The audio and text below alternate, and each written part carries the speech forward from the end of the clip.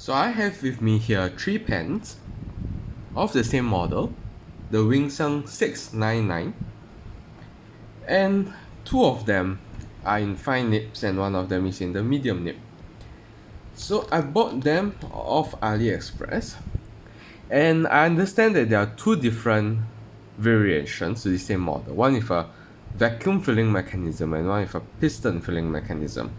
So well, I've had bad experiences with vacuum filling fountain pens from China before, but to be very frank, those were like a third of the price of this, so probably not a good comparison.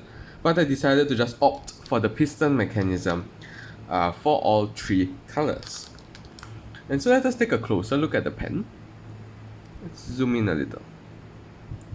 Alright, so the pen is definitely very reminiscent of a Pilot custom heritage, right? Especially in this brown color. So you can tell that that's where it takes homage from. Except this is a piston filling, while the Pilot custom heritage, I think, only comes in vacuum filling. At least that's all I've seen being sold around here. And so let us take a look at this translucent one, right? Transparent, actually, except for the finials and the grip. And let's see how it looks.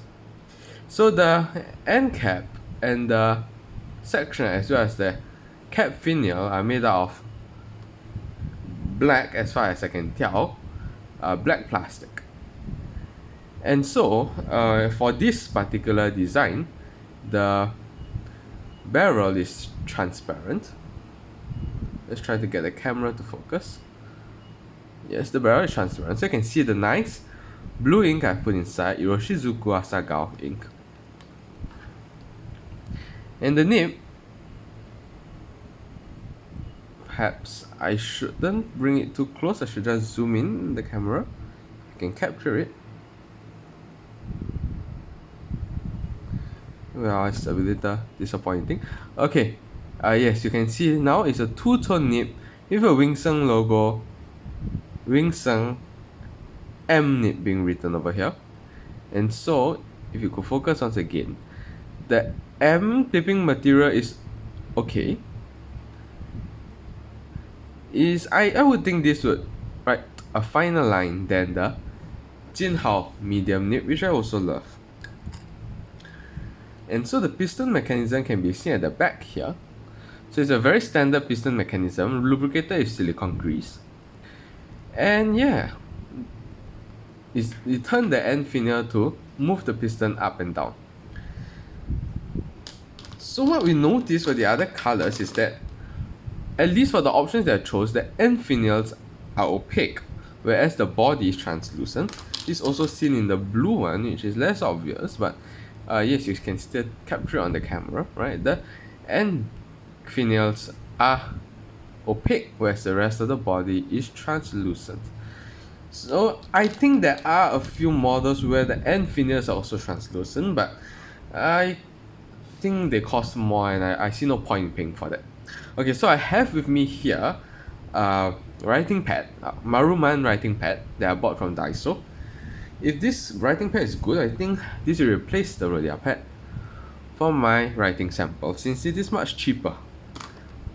And so let's give a try. For the fine nib first, I'll be using this pen, which I inked with a Pilot black. So let's take a look. Wingsung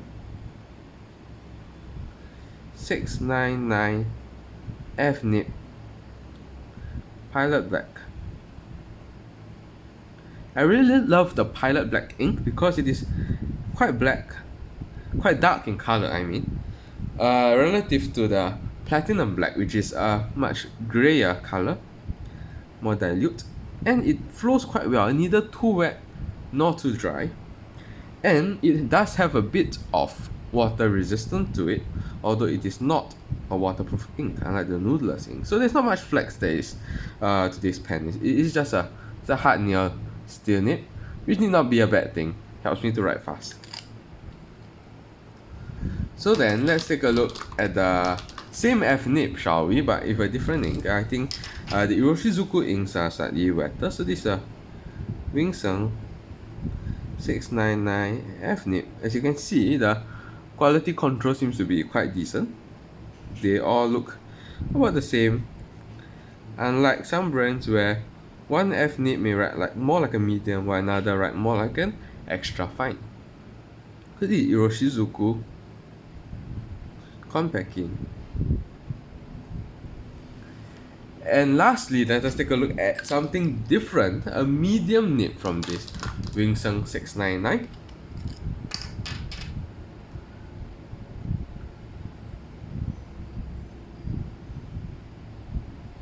So I actually just swapped this in.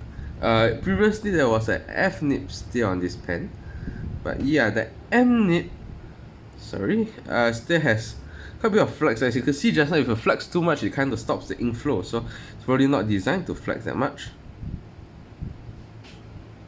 It's very smooth. I can hardly hear anything, and not really much feedback. And this is ink with Iroshizuku Asagao ink.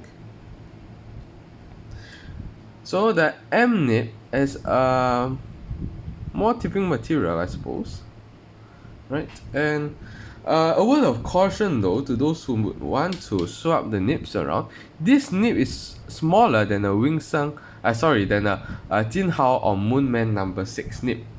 In fact, while the dimensions of length for the Jinhao number 6 nib, which is same as the Moonman number 6, is around 35 millimeters, like 3.5 cm. This one goes at about 32 millimeters. So if you would like to swap the nibs, right, you may need to sandpaper off 3 millimeters of the Moonman or Jinhao nibs, which can be done actually. I tried doing it once, but it's just not worth it since I do like the fine nibs on this pen already. And so that's all for this review, very short review on the Wingsung 699. Let's get the other pen on the camera as well.